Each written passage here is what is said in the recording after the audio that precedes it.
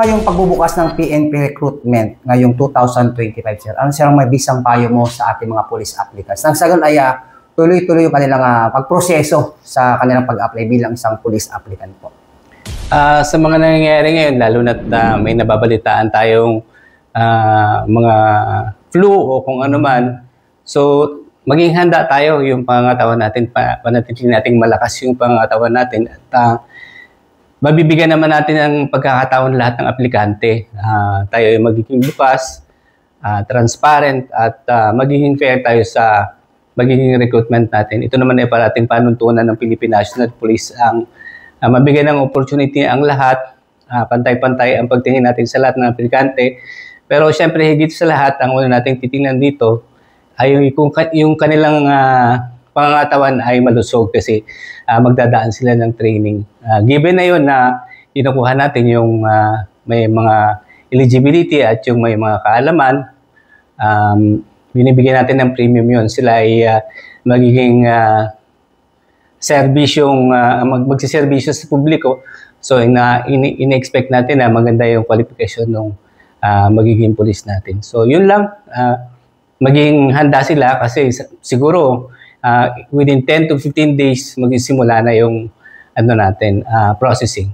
Sir, karagdagan pa sir, ngayon po yung 2025 attrition quota. Magkakaroon din tayo ng regular quota na 2,000. So, good news yun sa ating mga police applicants na meron tayong 2,000 regular quota. Nationwide po yun, sir? Nationwide, oh. So, hintayin na lang natin bibigyan tayo ng NAPOLCOM ng approval dun sa 2,000 hiningi natin. Ayun yung distribution kung ilan ang mapupunta sa bawat unit at bawat region. Sir, meron bang pagkakataon na mangyayari na lalagpas ng December yung recruitment process ng itong PNP, sir?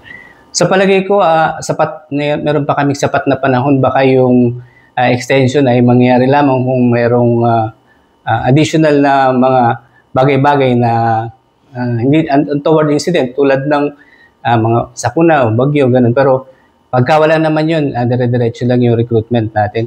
Mayroon pa kaming sapat na panahon. Ang parati lang tinitingnan natin doon ay kung nakapag-publish tayo ng 10 araw, yun ay ayon naman sa kautusan ng civil service.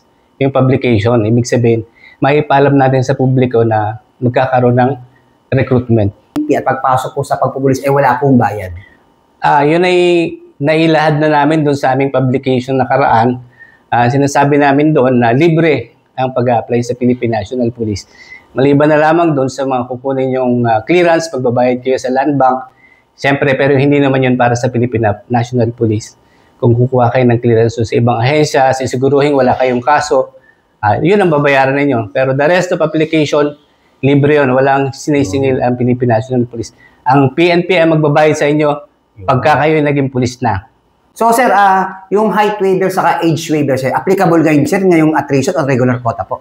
Yung height waiver ay kung sakali lamang nakukulangin ang mga aplikante. Dahil yun ay ibinaba na yung height na ini-impose natin, naibaba na yun ng NAPOLCOM, National Police Commission, kaukulang sukat ay binigay na. Yung age waiver naman, karaniwan ay binibigay natin yun doon sa mga extremely na special skills ng Philippine National Police na kinakailangan talaga sila. Halimbawa, sila ay doktor, abogado, at yung iba pang may kakaibang talento na kailangan ng Philippine National Police. Mula po dito sa Philippine National Police, Camp Crame, at sa ngalan po ng aming Acting Chief PNP, Police Lieutenant General Jose Melesio Sinar Tatis Jr.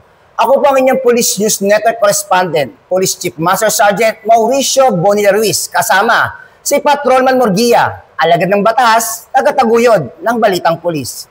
Police News Network, alagad ng batas, tagapagtaguyod ng Balitang Pulis, sandigan ng mamamayan, patnubay ng katotohanan.